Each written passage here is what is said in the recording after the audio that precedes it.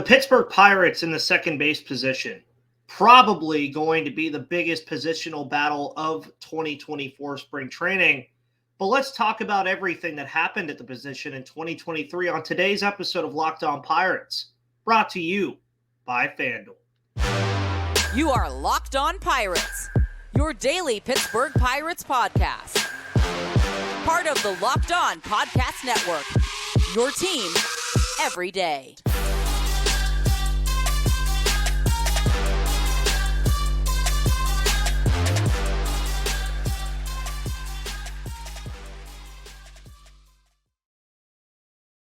Welcome back, everybody, to the Locked On Pirates podcast here on the Locked On Podcast Network, where it's your team, your Pittsburgh Pirates every day. Thank you so much for tuning into the show, as you always do on all of your podcast platforms and YouTube. My name is Ethan Smith. You can follow me right there on Twitter at MVP_Ethan or at Locked On Pirates for all of your news, analysis, opinions, and reactions to anything that happens in the world of the Pittsburgh Pirates and in the world of the Pittsburgh Pirates. The second base position this season was a very fun position to take a look at for multiple reasons. And that's what we're going to be talking about on today's show, which is, of course, a continuation of the player review series.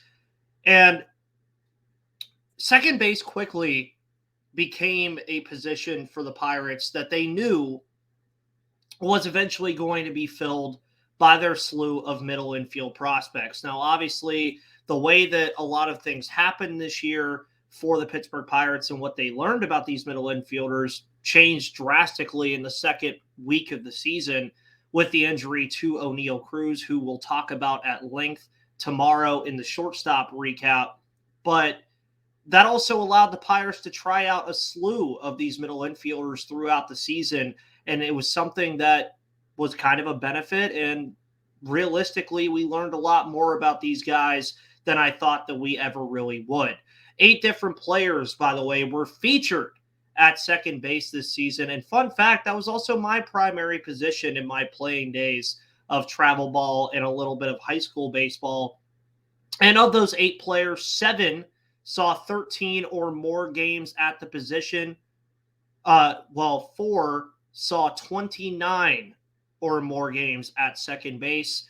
And again, injuries obviously were a big part of this. Of course, Oneil Cruz was arguably the biggest because they allowed some of these second basemen to also shift to shortstop to play. So you might hear me talk about some of these guys again tomorrow, but not in the same vein, because I do value everybody that I'm talking about in this show player-wise as a second baseman. They just had to play shortstop this year due to the fact that Oneil Cruz, your potential superstar shortstop, was out for the entire year.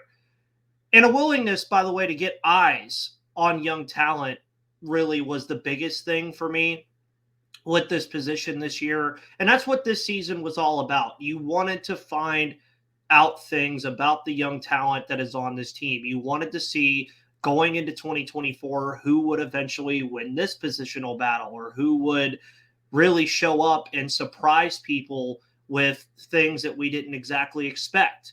And that's what you're going to hear throughout this entire show. And who really stood out at second base. I think that's really the big part of all this, because going into 2024 spring training, some of what happened this year is going to probably play a factor into what the Pirates decide to do at the position next season. Now, obviously, performances in spring training are going to mean a little bit more than what happened in a previous season, but there's no doubt that you can go back and look on this 2023 campaign and find things that are going to give guys an edge on the other guys that are fighting for this position. And we start with the top rep getter, the guy who played the most games at second base this season, Ji-hwan Bae, who saw 64 games at second base, which led the Pirates at the position.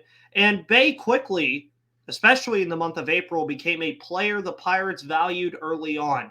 Obviously, he showcased his slap hitting tool. He was a very good bunter, which is something the Pirates like to do. They love to play small ball. And he was a speedy guy that as soon as he got on the bases, you knew he was in a pitcher's head, because he could steal second anytime he really wanted to.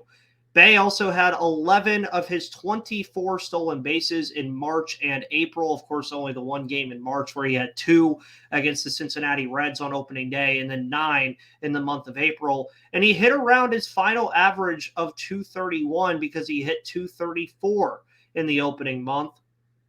And speaking of those stolen bases, Bay was successful in stealing 73% of the time on 33 attempts, only caught stealing 9 times.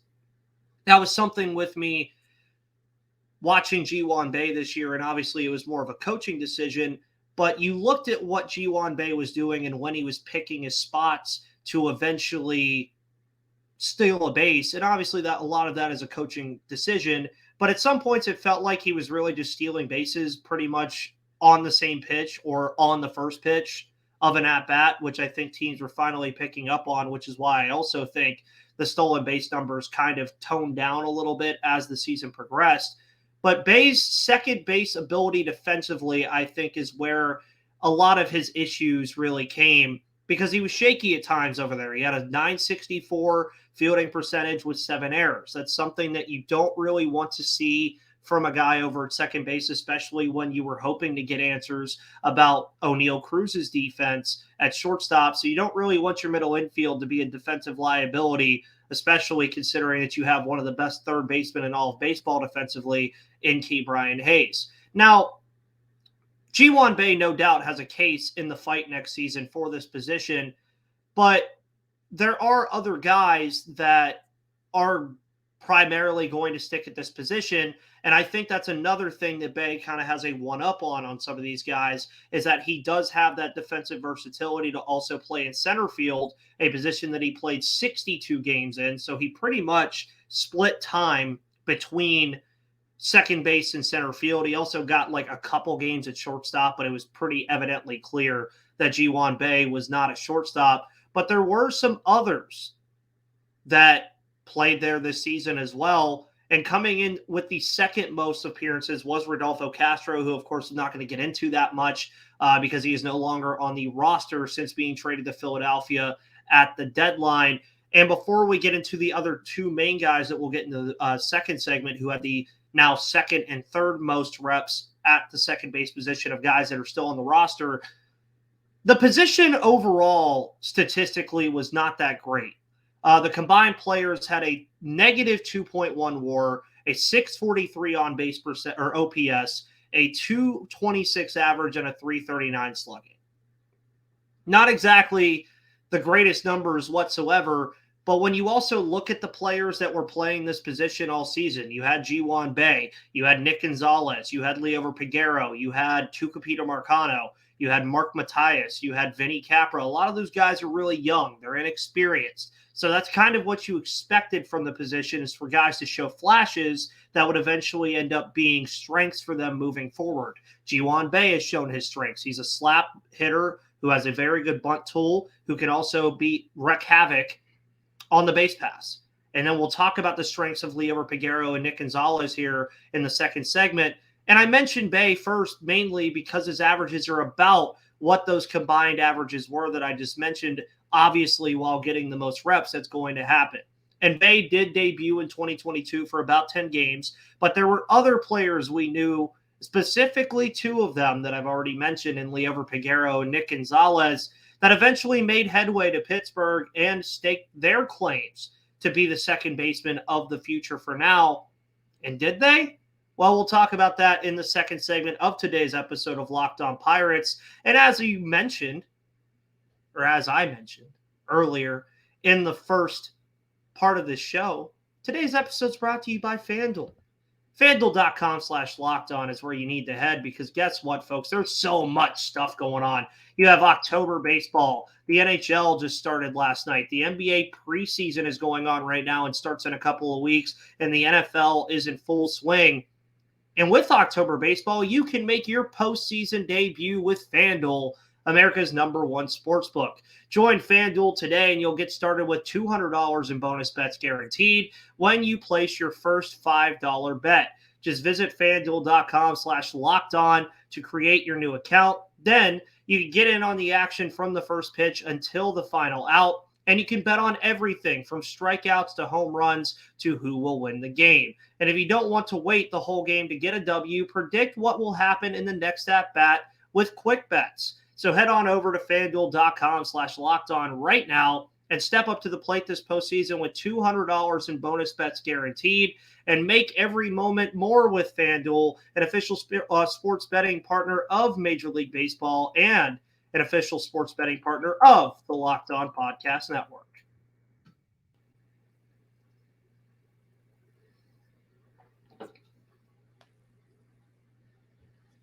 So Liover Pagero and Nick Gonzalez were two guys that for a while now we've looked at in the minor league system. They've been best friends. They've been that shortstop, second base tandem for quite a while. They've kind of risen through the minor league system together. And you looked at these two guys when they made headway this season, eventually getting to Pittsburgh. They ended up being the second and third highest rated rep getters at second base this year, obviously excluding Rodolfo Castro, who was second but is no longer with the team. And Pagero and Gonzalez both saw 29 plus games at the position. And again, I noted Castro in the first segment, so that means Pagero and Gonzo were second and third in reps at second base that are still on the active roster. And as many of you know, and this is something that you might end up seeing on the show next season, is that Liover Pagero is one of my favorite players on the roster and was one of my favorite players in the minors for quite some time. He's a guy that I've really hoped that I'd be able to interview it someday. I was able to interview his friend Nick Gonzalez relatively early when I started this podcast. But Liover Pagero is definitely one of those guys that I would love to interview someday. I mean, I love the kid. I think he's phenomenal, and I think he has a bright future ahead of him. And speaking of that bright future, we remember in 2022, he had that little cameo where he got his first major league hit for a couple of games because they needed somebody to come up to fulfill a roster spot. And he was the closest guy there, seeing as he was in Altoona. Then he stayed in the minors for the rest of the year. And last year was really the year in 2022 that you wanted Liover Pagero to take that next step. You wanted him to fulfill a lot of the things that we've liked about Liover Pagero since he came onto the scene in the minor league system, but he kind of slowed down a little bit in 2022.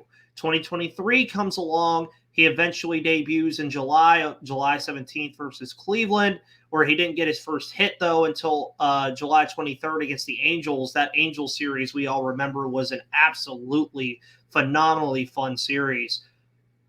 But for Pagero, a lot of it really was the surprise element for him this year. In 198 at-bats, he finished the season with a 237 average, a 280 on-base percentage, a 374 slugging, a 654 OPS, 7 home runs, 26 RBIs, and 6 stolen bases. Now, none of that stuff is really flashy stuff. It's nothing that's like, okay, he wins the second base job immediately. You know, like a 237 average is something you obviously want to improve on. The OPS being in the 600s is obviously something you want to improve on. And I think where you want to see Pagero's play eventually get him to be would be the month of August that he had. And he didn't really have the greatest July. Obviously, he only played the second half of July, so he didn't have a lot of time to really acclimate himself to the MLB game in the month of July. But then the calendar turned, and it turned to the month of August. And this is, again, Pagero is one of my favorite players on the roster, so I might be a little biased about Liover Pagero. But you look at his August, and I think that is going to be what you are going to expect more of him in the near future. In a month where he hit 250, again, not the greatest number in the world, but then you look at the on-base percentage of 299. Not a great number either, but better than that 280, obviously. 425 slugging and a 724 OPS. If he can be a career 724 to 750 OPS guy, Liover Pagero is going to be a very valuable piece to this team moving forward. And he also had 4 home runs and 14 RBIs. 4 of his 7 home runs came in the month of August. And not only myself, but for many of you, and I'd love to hear your thoughts about this in the comments, I think the biggest surprise from Pagero's 2023 campaign was the power element to his game that we saw. Something, again, that I didn't really expect him to bring to the MLB level, and something that I don't even really know if the Pirates expected him to bring upon his full-time arrival. And you look at Baseball Savant, which of course is StatCast. You guys know I also love StatCast. I think it speaks away from some of those stats that I mentioned about OPS. And I love statistics when it comes to baseball. I always have. I've always been a statistical merchant when it comes to baseball. And if I see a player that has very good stats, especially advanced metrics that may help him in the future, I'm going to mention them on this show. And per Baseball Savant, he had an average exit velocity of 89.4 miles per hour and a hard hit percentage of 39.6. Although he did not have enough ABs to qualify for percentiles. And this is where this gets interesting when you're speaking about Pagero, because with players on the Pirates with a minimum of 100 batted ball events, so that means 100 times that they hit the baseball, not meaning that they got a hit, not meaning anything else, just 100 times at minimum that there was a batted ball event in a plate appearance for them. Pagero ranked 10th on the team and first among second basemen on the team in those statistics. He is also first among all second basemen on the team in hard hit percentage, both indications that his power, something again that not a lot of us expected from Liover Pagero, could be a part of his game moving forward. Now, if that continues to get better and he continues to play at least average defense at the second base position, it's going to be very hard to tell Liover Pagero that he's not going to get a lot of reps at second base, especially when you look at a guy like Ji-Hwan Bae who can move around to the outfield. And then when you look at guys like Jared Triolo who can move everywhere. But Liover Pagero, he has shortstop experience, but I think he profiles more as a second baseman. And he wasn't the only highly touted second baseman to join the party in 2023, with his running mate, of course, Nick Gonzalez, staking a claim as well. Now, Nick Gonzalez, unlike Pagero was more of a surprise element than he was a letdown element. Gonzo was more of a letdown element than a surprise element. He posted 29 appearances at second base upon his arrival. He also saw some time at shortstop as well. But in his debut season, his struggles were very apparent and very out there. At 115 at-bats, he had a 209 average, a 268 on-base percentage, a 348 slugging, and a 616 OPS with only 2 home runs and 13 RBIs. But I think the most glaring issue that we've seen from Nick Gonzalez, and this even goes back to the minor leagues, but especially with him making his debut this year, I think one of his biggest issues was the strikeout number. He had 36 strikeouts on the year while only walking 6 times. Obviously, that's a 1-to-6 ratio on walks to strikeouts. Not something you really want from a guy with one of his biggest strengths, of course, being the fact that Nick Gonzalez was a base on balls machine at New Mexico State. He was a base on balls machine when he first got into the minor league system. He was definitely not a 209 average hitter, I'll tell you that. So pretty much anything that he was doing good in the minor leagues just did not translate to the major league level, which does happen sometimes. It will happen. It is just something that it's going to take time for some players to eventually figure out. Now, obviously, those statistics eventually led Nick Gonzalez to be sent down to AAA on August 3rd. But August was a month for him, much like Liover Pagero, that was very friendly, although he was doing it in Indianapolis, because he finished the month of August in Indianapolis with a 291 average, a 398 on base percentage, a 456 slugging, an 854 OPS, and fixed the strikeout issue at least a little bit. He had 20 strikeouts to 11 base on balls, a much better ratio, about a 1-to-2 ratio rather than a 1-to-6 ratio. And again, I think the biggest positive from that month for him was the strikeout to walk ratio and bringing back that impressive on base percentage. He has always been a guy at second base that wants to get on base by any means possible, and he's always had very good on base percentage numbers throughout his entire baseball career. Now, Gonzo eventually returned in late September. Wasn't really enough time for him to salvage his up and down campaign. Just didn't really have enough time to really do much of anything. And there's no doubt with Gonzo being a former first-round pick in 2020, of course, the first-round pick made by Ben Cherington, that he'll get every opportunity to prove himself. But if he wants a steady dose of time at second base, that strikeout number, that strikeout total is going to have to come down, and ultimately he's just going to have to hit more. That is the two biggest things that you could say about Nick Gonzalez moving forward. And that was two major reasons why he was made a 7th overall pick in the 2020 draft.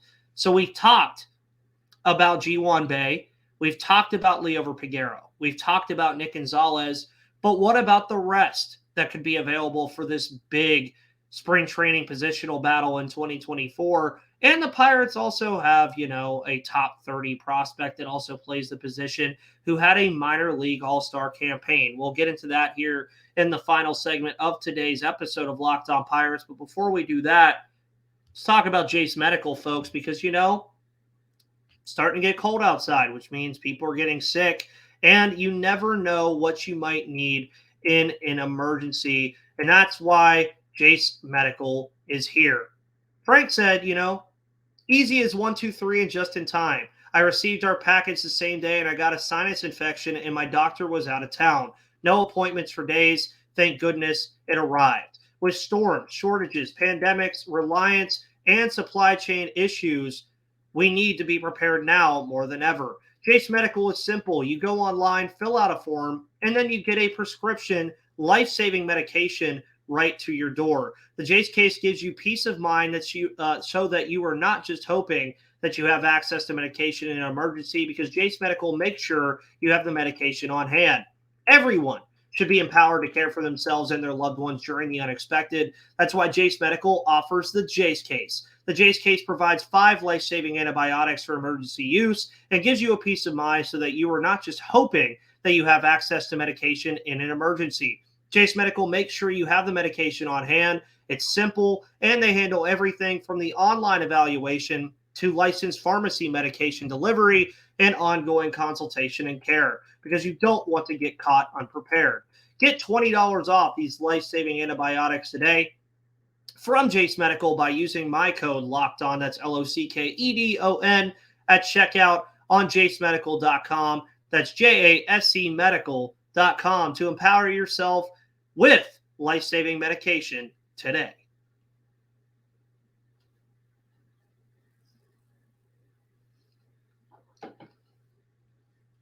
And welcome back to the final segment of today's episode of Locked On Pirates, everybody. Brought to you by FanDuel and, of course, Jase Medical. And we're talking about second base today. And we know that position, as I've mentioned already, was loaded with young players all season. But amidst this big potential spring training battle that we're going to have at second base, there may be some guys that get lost in the shuffle for arguably, again, the biggest positional battle of 2024 spring training. One of those guys will not be in the battle at all in Tucupita Marcano, because he saw his season end, of course, due to an ACL injury, meaning he will not return, as the team stated, for about 9 to 12 months, and that's just returning to baseball activity.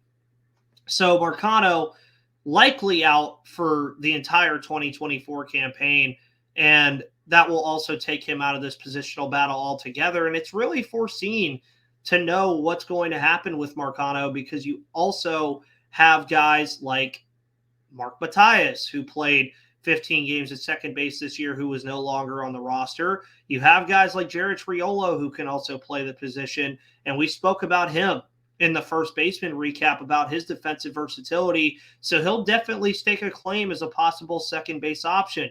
You look at Vinny Capra, who only saw 3 appearances at second base. And you look at Alika Williams, another guy who could potentially be in that mold as well. So Marcano really could get lost in the fold here with all these names. But that was everybody that got action at second base. You had Liover Pagero, you had G1 Bay, you had Rodolfo Castro, Mark Matias, Vinny Capra, Nick Gonzalez, Jared Triolo. But there's one guy that we know is eventually going to come into this fold at some point. Probably not in 2024, but 2025, I think it's realistic to say that Termar Johnson, their top position prospect, is definitely going to warrant conversation as the future second baseman when he eventually gets here. Now, Johnson, of course, completed his first full professional season in 2023 after being the Pirates' top selection in the 2022 MLB draft, of course, getting drafted number 4 overall in that draft. And Johnson was touted as the top prep hitter in the class last year, something, of course, that was out of the ordinary from Cherington's draft selections that we've seen in his tenure as Pirates general manager, as all of his first rounders outside of Termar Johnson were collegiate players. You had Nick Gonzalez out of New Mexico State, Henry Davis out of Louisville, and Paul Skeens, of course, out of LSU. Now, Johnson's hype was obviously warranted, and to me, I'm still going to tell you right now it still is, because he came out of high school with a ridiculous hitting and power tool despite his 5'8" frame. I mean, you would look at him and say, oh, yeah, there's no way this guy's hitting double-digit home runs in a season. Well, he did that this year. In 349 ABs in 2023 across his time at Bradenton and Greensboro, he had a 244 average, an 860 OPS, 18 home runs, 59 RBIs, and 10 stolen bases. Folks, Termar Johnson, if he continues and stays healthy in the minor league system, I'm telling you right now, he is going to be a problem. He is going to be a major problem when he gets to the major league level. And MLB prospects think so as well, because as of right now, he ranks 22nd in MLB prospect rankings, and he ranks number 1 as a second baseman among all prospects. Now, obviously, you have like Noel V. Marte and Jackson Holliday, who could be listed as second baseman, but Johnson's the only guy that has second base as his only listed position, and he's number 1 in that category across all of baseball. Now, folks, I turned 25 this month. These kids are starting to make me feel old because Termar Johnson is only 19.